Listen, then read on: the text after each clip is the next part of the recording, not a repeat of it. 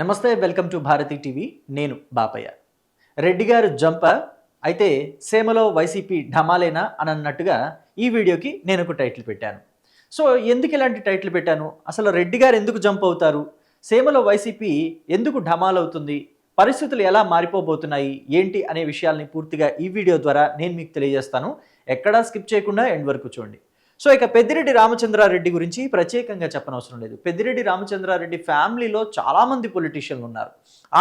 ఆయన కొడుకు గురించి ఇప్పుడు మనం ప్రత్యేకంగా మాట్లాడుకోవాలి. పెద్దిరెడ్డి రామచంద్రారెడ్డి, పెద్దిరెడ్డి మిథున్ రెడ్డి ఇద్దరూ కూడా వైఎస్ఆర్ కాంగ్రెస్ పార్టీలో కీలకంగా పనిచేశారు. నిన్న మొన్నటి వరకు కూడా 2024 ఎన్నికల ముందు వరకు కూడా చాలా కీలకంగా పనిచేశారు. 2014 నుంచి 2024 వరకు కూడా చాలా కీలకంగా ఉన్నారు ఆ ఇద్దరు. అయితే ఈ మధ్య మాత్రం తండ్రి కొడుకులు ఇద్దరు చాలా మౌనం పాటిస్తున్నారు. ఎందుకని అలా జరుగుతుంది ఏంటి అనే విషయాలు మాత్రం చాలా సస్పెన్స్గా ఉంది. పొలిటికల్ వర్గాలకి మాత్రమే ఈ ఇన్ఫర్మేషన్ తెలుసు.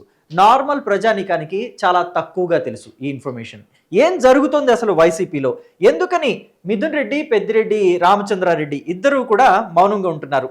గతంలో చూస్తే జగన్మోహన్ రెడ్డి తోటి ఎప్పుడు కులాసాగా ఉండేవాళ్ళు, చట్టాపట్టాలు వేసుకుని తిరుగుతూ ఉండేవాళ్ళు. జగన్మోహన్ రెడ్డి తోటి పార్టీ అధినేతగా జగన్మోహన్ రెడ్డికి పెద్దిరెడ్డి రామచంద్రారెడ్డి చాలా గౌరవం ఇచ్చేవాళ్ళు. సీనియర్ పొలిటీషియన్ అయినప్పటికీ ఎప్పుడో 1979 ఆ టైం నుంచే రాజకీయాలు మొదలుపెట్టిన పెద్దిరెడ్డి రామచంద్రారెడ్డి పార్టీ అధినేత అనే ఒకే ఒక్క మాటతోటి జగన్మోహన్ రెడ్డికి చాలా వాల్యూ ఇచ్చారు. కానీ ఈ మధ్య అదంతా కూడా మారిపోతుంది. ఇద్దరి మధ్య దూరం పెరిగినట్టుగా కనిపిస్తుంది. పెద్దిరెడ్డి రామచంద్రారెడ్డి ఎక్కడా కూడా వైఎస్ఆర్ కాంగ్రెస్ పార్టీ కోసం స్వరాన్ని వినిపించడం లేదు. అలాగే జగన్మోహన్ రెడ్డి కూడా ఎక్కడ ఏ సందర్భంలోనూ పెద్దిరెడ్డి ఫ్యామిలీ కోసం మాట్లాడటం లేదు. పైగా వైసీపీ నేతలతోటి మాట్లాడించటం లేదు వాళ్ళని సపోర్ట్ చేస్తూ. అసలు ఏం జరుగుతుంది అనేది ఒక్కసారి మనం కొంచెం రివైండ్ చేసుకొని చూస్తే గనక వీళ్ళిద్దరూ ఏ విషయాల్లో మౌనంగా ఉంటున్నారు, ఎందుకు మౌనంగా ఉంటున్నారు అనే విషయాల్ని మాట్లాడుకుందాం ఇప్పుడు. సో ఇక్కడ చూస్తే వైఎస్ఆర్ కాంగ్రెస్ పార్టీ 2024 ఎన్నికల తర్వాత ప్రతిపక్షానికి కూడా ప్రతిపక్ష హోదాకి కూడా ఆస్కారం లేని పరిస్థితిలోకి వెళ్ళిపోయింది. ఆ టైంలో మూలిగే నక్క మీద తాటికాయ పడ్డట్టు వైఎస్ఆర్ కాంగ్రెస్ పార్టీకి ఈ తిరుమల తిరుపతి దేవస్థానం లడ్డు వ్యవహారం పెద్ద తలనొప్పిగా మారింది. వైసీపీ హయాంలోనే లడ్డూలో సింథటిక్ నెయ్యి కలిపారు, అసలు అది నెయ్యే కాదు అని చెప్పేసి సిట్, సిబిఐ దర్యాప్తు కామన్ ఇన్వెస్టిగేషన్లో తేలిపోయింది. ఆ విషయంలో ఖచ్చితంగా పెద్దిరెడ్డి రామచంద్రారెడ్డి లాంటి వ్యక్తి మాట్లాడతాడేమో.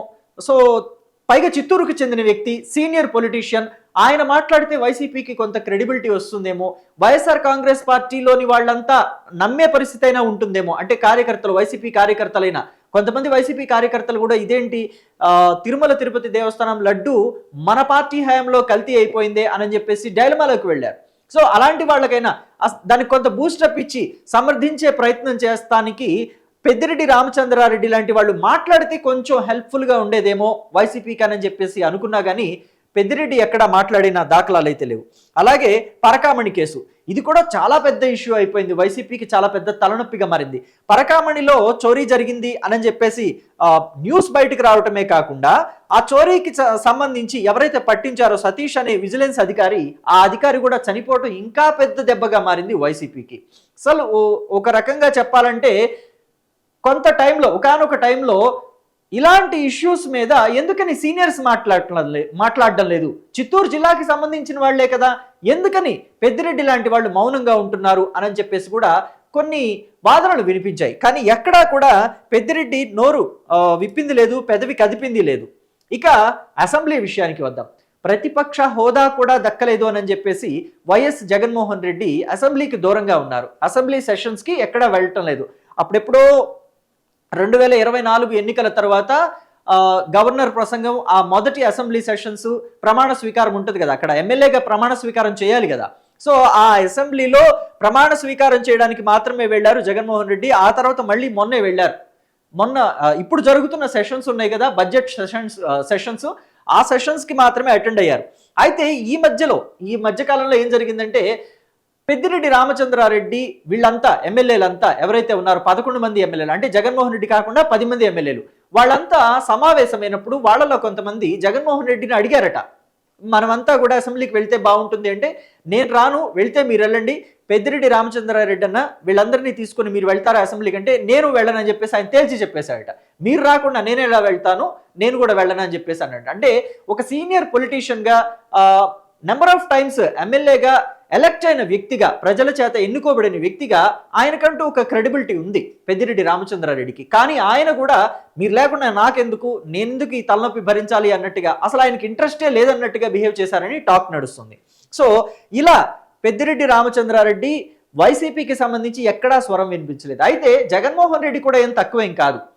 అంటే ఇక్కడ పెద్దిరెడ్డి రామచంద్రారెడ్డికి కూడా సమస్యలు ఉన్నాయి కదా. ఎలా అంటే ఇదిగోండి, భూ ఆక్రమణల సమస్యలు.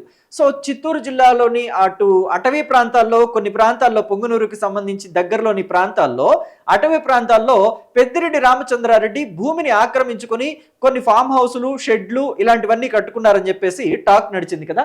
దానికి సంబంధించి పవన్ కళ్యాణ్ హెలికాప్టర్లో కూడా వెళ్ళి ఇవి ఎవరెవరు ఆక్రమించుకున్నారు, ఎప్పటి నుంచి ఈ భూములు వాళ్లకున్నాయి అని చెప్పేసి ఆ సర్వే నెంబర్లు అన్నీ కూడా వెలికి తీయటం మొదలుపెట్టారు కదా. ఆ టైంలో కూడా ఎక్కడ పెద్దిరెడ్డికి బాసటగా జగను మాట్లాడలేదు, వైసీపీలోని కీలక నేతలతో కూడా ఎవరితోటి మాట్లాడించలేదు. అంటే చిత్తూరు జిల్లాలో ఎంతమంది కీలక నేతలు ఉన్నారు, వాళ్ళతో ఎవరితోనైనా మాట్లాడించారా? ఎక్కడా కూడా మాట్లాడించే ప్రయత్నం కానీ సమర్థించే ప్రయత్నం కానీ వైసీపీ నుంచి జరగలేదు. ఇక పెద్దిరెడ్డి ఫ్యామిలీకి సంబంధించి మరో ఇష్యూ ఏంటంటే లిక్కర్ స్కామ్. ఈ లిక్కర్ స్కామ్లో మిథున్ రెడ్డి ఇరుక్కున్నారు. అంటే ఆయన ప్రమేయం ఎంతవరకు ఉంది అనేది పూర్తిగా ఛార్జ్ షీట్లో పొందుపరిచినట్టుగా ఉన్నారు. సో ఈ క్రమంలోనే ఆయన ఒకసారి అరెస్ట్ చేశారు. అయితే బెయిల్ మీద మిథున్ రెడ్డి బయటకు కూడా వచ్చారు. సో ఈ వ్యవహారంలో కూడా ఎక్కడ మిథున్ రెడ్డికి సంబంధించి సమర్థించే ప్రయత్నం వైసీపీ నాయకుల్లో ఎక్కడా జరగలేదు. అలాగే మీరు గమనించినట్లయితే జైలుకు వెళ్లిన వైసీపీ నాయకుల్ని జగన్మోహన్ రెడ్డి పరామర్శించొస్తారు. అప్పట్లో చూసుకుంటే వల్లభనేని వంశీమోహన్ ఆయన party office, Gannavaram party office తగలబెట్టిన కేసులో జైలుకు వెళితే ఆయన్ని పరామర్శించొచ్చారు.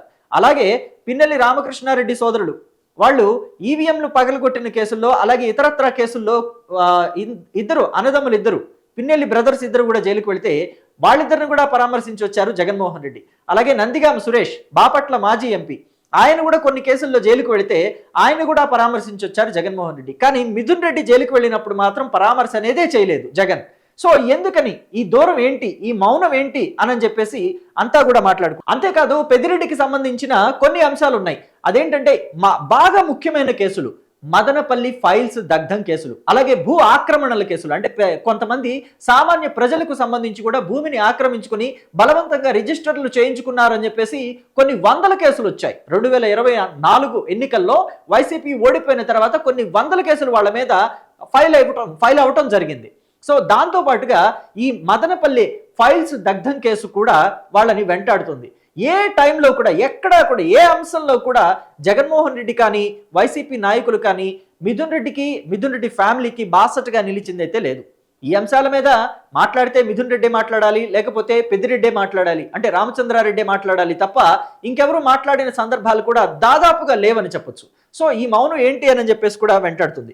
ఇలాంటి టైంలో పెద్దిరెడ్డి రామచంద్రారెడ్డికి మరో తలనొప్పి. ఎప్పుడు కూడా చంద్రబాబుతోటి గొడవలు పెట్టుకోవాలనే చూస్తుంటాడు కదా. అసలు చిత్తూరులోనేంటి, కుప్పంలోనే చంద్రబాబును లేకుండా చేస్తానని ప్రగల్భాలు పలికిన వైసీపీ నాయకులు. సో ఇప్పుడు చంద్రబాబు టర్మ్ వచ్చింది. సో ఆయన ఏం చేశాడు, ఈ టర్న్లో 2024లో వైసీపీ ఓడిపోయిన తర్వాత ఆయన పెద్దిరెడ్డికి చెక్ పెట్టాలని చూస్తున్నారని చెప్పేసి కూడా టాక్ నడుస్తుంది. సో ఇక్కడ పొంగునూరు నియోజకవర్గంలో పెద్దిరెడ్డి రామచంద్రారెడ్డి గెలిచారు. అసలు నాకు పొంగునూరులో ఎదురే లేదన్నట్టుగా ఆయన బిహేవ్ చేస్తూ ఉంటారు. ఈ క్రమంలోనే పొంగునూరుకు సంబంధించిన కొన్ని మండలాలను తీసుకెళ్లి ఉమ్మడి చిత్తూరు జిల్లాలో, అలాగే ఇంకొకటి వచ్చేసి అన్నమయ్య జిల్లాలో కూడా కలిపినట్టుగా సమాచారం. సో నెక్స్ట్ ఎలక్షన్లో పెద్దిరెడ్డి రామచంద్రారెడ్డి గెలుపు కూడా కష్టమే అనే టాక్ వినిపిస్తుంది. ఇలాంటి టైంలో కూడా వైసీపీ ఎక్కడా పెద్దిరెడ్డికి బాసటగా నిలబడలేదు. ఇక మరో అంశం చూసుకున్నట్లయితే రోజా వ్యవహారం ఎప్పుడూ కూడా హాట్ టాపికే. రోజాకి పెద్దిరెడ్డి రామచంద్రారెడ్డికి ఏమాత్రం పడదన్న విషయం అందరికీ తెలిసిందే. పెద్దిరెడ్డి రామచంద్రారెడ్డి ఎలా ఉంటారంటే, నేను సీనియర్ పొలిటీషియన్ని కదా, నేను చెప్పినట్టు రాయలసీమ ఇక్కడ మనం మాట్లాడుకోవాలి ఖచ్చితంగా. నేను ఇక్కడ టైటిల్లో కూడా పెట్టాను, సీమలో వైసీపీ ఢమాలేనా అని చెప్పేసి. ఎందుకని అంటే జగన్మోహన్ రెడ్డి వైఎస్ఆర్ కాంగ్రెస్ పార్టీ అధినేతే, జగన్మోహన్ రెడ్డి ఆంధ్రప్రదేశ్కి ముఖ్యమంత్రి. కానీ రాయలసీమ మొత్తానికి కూడా ముఖ్యమంత్రిలా వ్యవహరించిన వ్యక్తి ఎవరైనా ఉన్నారు అని అంటే అది పెద్దిరెడ్డి రామచంద్రారెడ్డి. సో మరి పెద్దిరెడ్డి రామచంద్రారెడ్డికి ఎదురు నిలబడి డి అంటే డి అన్న వ్యక్తి ఎవరైనా ఉన్నారు అని అంటే అది రోజానే. ఆవిడ ఫీలింగ్ ఏంటంటే, నేను ఒక దాదాపు 100 పైన సినిమాల్లో నటించిన హీరోయిన్ని, అలాగే చాలా సినిమాల్లో క్యారెక్టర్ ఆర్టిస్ట్గా కూడా చేశాను. ఇప్పుడు నాలాంటి వ్యక్తి వెళ్ళి జబర్దస్త్లో కూర్చుంటే ఆ షోకి ఎంత క్రేజ్ వచ్చిందో చూడండి అన్నట్టుగా ఆవిడ ఫీలింగ్. సో ఇలాంటి క్రేజ్ ఉన్న వ్యక్తిని, ఇలాంటి క్రేజ్ ఉన్న పర్సనాలిటీని ఆ పాలిటిక్స్లో కూడా ఇన్ని సంవత్సరాల నుంచి ఉంటున్నాను, 2 దశాబ్దాల నుంచి ఉంటున్నాను, సో మరి నన్ను ఒక వ్యక్తి కంట్రోల్ చేయడం ఏంటి అన్నట్టుగా పెద్దిరెడ్డి రామచంద్రారెడ్డి మీదకి రోజా కాలు దూతుంది. అయితే ఇక్కడ ఎవరిని సపోర్ట్ చేయాలి జగన్మోహన్ రెడ్డి? ఖచ్చితంగా పెద్దిరెడ్డినే సపోర్ట్ చేయాలి. పెద్దిరెడ్డి తలుచుకున్నాడంటే నగరిలో ఇంకొక లీడర్ని తయారు చేయలేడా పెద్దిరెడ్డి? రాయలసీమ మొత్తాన్ని హ్యాండిల్ చేయగలిగిన వ్యక్తి నగరిలో ఇంకొక లీడర్ని తయారు చేయలేడా పెద్దిరెడ్డి? కానీ జగన్మోహన్ రెడ్డి ఏం చేశారు? రోజాకే సపోర్ట్ చేశారు. రోజాకి సపోర్ట్ చేస్తూ ఇక్కడ ఏం చేశారంటే, అంటే ఇక్కడ మీరు చూడొచ్చు, పెద్దిరెడ్డి కాళ్ళు పట్టుకుంది కదా రోజా అని చెప్పేసి. ఎస్, రోజా మంచి నటే, అందరికీ కనిపించేలాగా పెద్దిరెడ్డి కాళ్ళు పట్టుకుంటుంది, ఎవరికి కనిపించకుండా పెద్దిరెడ్డి మీద రాజకీయం కూడా చేస్తుంది. అందుకు ఎగ్జాంపుల్ ఏంటంటే, పెద్దిరెడ్డికి అత్యంత అనుచరులు, అత్యంత సన్నిహితులైన కేజే కుమార్, కేజే శాంతిలు ఇద్దరిని కూడా పార్టీ నుంచి సస్పెండ్ చేయించింది రోజా. జగన్మోహన్ రెడ్డితో చెప్పి ప్రయర్ ఇన్ఫర్మేషన్, అస్సలు ఏమాత్రం కూడా పెద్దిరెడ్డి రామచంద్రారెడ్డికి ప్రయర్ ఇన్ఫర్మేషన్ లేకుండా వీళ్ళిద్దరిని కూడా సస్పెండ్ చేసింది. మీకు ఈ ఫోటో కూడా ఎందుకు చూపించానంటే, ఒకప్పుడు కేజే శాంతిని రోజాని కలపడానికి జగన్మోహన్ రెడ్డి ఇద్దరు చేతులు పట్టుకుని దగ్గరికి తీసుకొచ్చారు. అయినా కానీ రోజా విదిలించుకుని వెనక్కి వెళ్ళిపోయింది. జగన్ చేతుల్లో విదిలించుకుంది రోజా. సో అలాంటిది అప్పుడు సస్పెండ్ చేయని జగన్ ఇప్పుడు ఎందుకు సస్పెండ్ చేశారు? 2024 ఎన్నికల తర్వాత వైసీపీ ఓడిపోయిన తర్వాత నగరిలో రోజా 45,000 పైచిలుకు ఓట్లతో ఓడిపోయిన తర్వాత వీళ్ళని ఎందుకు సస్పెండ్ చేశారు అని అంటే, ఎస్, ఎటు పెద్దిరెడ్డి మౌనంగానే ఉన్నారు, మాట్లాడటం లేదు. మనకి చిత్తూరు జిల్లా నుంచి స్వరం వినిపించాలి, ఎవరైనా బూతులు తిట్టేవాళ్ళు కావాలి. కొడాలి నాని, వల్లభనేని వంశీ లాంటి వాళ్ళు, అనిల్ కుమార్ యాదవ్ లాంటి వాళ్ళు బూతులు తిట్టే వాళ్ళంతా ఇప్పుడు మౌనంగా ఉంటున్నారు. సో కాబట్టి జోగి రమేష్ అప్పుడప్పుడు వచ్చి బూతులు తిడుతున్నాడు. కొత్త వ్యక్తి ఇక్కడ అంబటి రాంబాబు తయారయ్యాడు అనుకోండి. సో ఇలా కొత్త వ్యక్తులు వచ్చారు, కానీ పాత వాళ్ళల్లో ఎవరో కూడా మనకు కావాలి కదా, ఇలా నోరేసుకుని పడిపోయేవాళ్ళు. అందుకని రోజా అడిగిందే తడువుగా జగన్మోహన్ రెడ్డి కేజే శాంతిని, కేజే కుమార్ని సస్పెండ్ చేసి పడేశాడు, పార్టీ నుంచి సస్పెండ్ చేశాడు, నగరి నుంచి. సో అంతేకాదు, ఇంకా కొంతమంది పెద్దిరెడ్డి అనుచరులు నగరిలో ఉన్నారు, వాళ్ళని కూడా పార్టీ నుంచి దూరంగా పెట్టించింది రోజా. సో వాళ్ళని ఏమాత్రం పట్టించుకోవటం లేదు. సో ఈ క్రమంలో పెద్దిరెడ్డి రామచంద్రారెడ్డి అనుచరుల్ని ఆయనకి ప్రయర్ ఇన్ఫర్మేషన్ ఇవ్వకుండా పార్టీ నుంచి తొలగించడం అనేది ఆయనకి చాలా ఇబ్బంది కలిగింది అని అంటున్నారు. పైగా ఇన్ని కేసులు అంటే ఫైల్డ్ దగ్ధం కేసు కావచ్చు, లేకపోతే భూ ఆక్రమణల కేసు కావచ్చు, లిక్కర్ స్కామ్ కేసులు కావచ్చు, ఇలాంటివన్నీ కూడా ఇబ్బందులు వెంటాడుతున్న తరుణంలో ఇంకా వైసీపీలోనే ఉండటం అవసరమా? పైగా మనకి ఇంపార్టెన్స్ ఇవ్వటం లేదు, రోజా లాంటి నాయకులకి ఇంపార్టెన్స్ ఇస్తున్నారు, మనం చెప్పిన వాళ్ళకి ఇంపార్టెన్స్ ఇవ్వట్లేదు, మనం చెప్పిన వాళ్ళని, మనం సపోర్ట్ చేసిన వాళ్ళని కూడా పార్టీలోంచి సస్పెండ్ చేశారు. సో ఇలాంటి టైంలో మనం ఉండటం అవసరమా? మనం బీజేపీలోకి వెళ్ళిపోతే మనసుకు ప్రశాంతంగా ఉంటుంది కదా అని చెప్పేసి పెద్దిరెడ్డి ఫ్యామిలీ ఆలోచిస్తున్నారట. పైగా ఈ మధ్య కాలంలో మనం చూసాం, నేను మొన్న కూడా ఒక వీడియో చేశాను, మిథున్ రెడ్డికి బీజేపీలో ఇంపార్టెన్స్ పెరుగుతుంది, బీజేపీకి సంబంధించి ఒక ఇంపార్టెంట్ వర్క్ పెద్దిరెడ్డి మిథున్ రెడ్డికి అప్పచెప్పారు. బ్యాలిస్టిక్ ఇండియా పార్లమెంట్ ఫ్రెండ్లీ గ్రూప్ అని చెప్పేసి ఒకటి అరేంజ్ చేసి ఆ గ్రూప్ ని లీడ్ చేసే బాధ్యతని కూడా పెద్దిరెడ్డి మిథున్ రెడ్డికి అప్పగించారు అని అంటే బీజేపీలో మిథున్ రెడ్డికి ఎంత ఇంపార్టెన్స్ పెరుగుతుంది అని చెప్పేసి నేను మొన్న కూడా ఒక వీడియో చేశాను, ఆ వీడియోలో మీరు చూడొచ్చు. సో అంటే ఇక్కడ ఏంటి, మొత్తం అంతా కూడా బీజేపీ వైపు వెళ్లే ఆలోచనలో ఉన్నారు పెద్దిరెడ్డి ఫ్యామిలీ అని చెప్పేసి చెప్పకనే చెప్తున్నారు. అటు బీజేపీ నుంచి కూడా సంకేతాలు వినిపిస్తున్నాయి. పైగా ఈ మధ్య కాలంలో ఇంకొక డెవలప్మెంట్ కూడా ఏంటంటే, ఇక్కడ రాజంపేటలో మిథున్ రెడ్డికి ప్రత్యర్థిగా నిలబడి పోటీ చేసిన వ్యక్తి కిరణ్ కుమార్ రెడ్డి కూడా బీజేపీలోనే ఉన్నారు, ఆయనకు కూడా రాజ్యసభ ఇవ్వబోతున్నారు అని చెప్పేసి, అంటే ఇద్దరికి కూడా ఈక్వల్ ఇంపార్టెన్స్ కలిగిస్తోంది. బీజేపీ ఎక్కడా కూడా వాళ్ళకి ఇబ్బందులు రాకుండా బ్యాలెన్స్డ్గా ముందుకు వెళుతోంది అని చెప్పేసి కూడా మనకి ఇన్ఫర్మేషన్ వస్తుంది.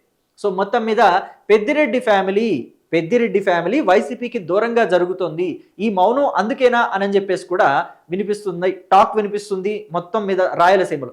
అయితే రాయలసీమలో పెద్దిరెడ్డి గనక వైసీపీని వీడి బీజేపీ వైపు వెళ్ళారంటే ఖచ్చితంగా పెద్దిరెడ్డి వెనక చాలా మంది బీజేపీలోకి నడిచే అవకాశాలే ఎక్కువగా ఉంటాయి.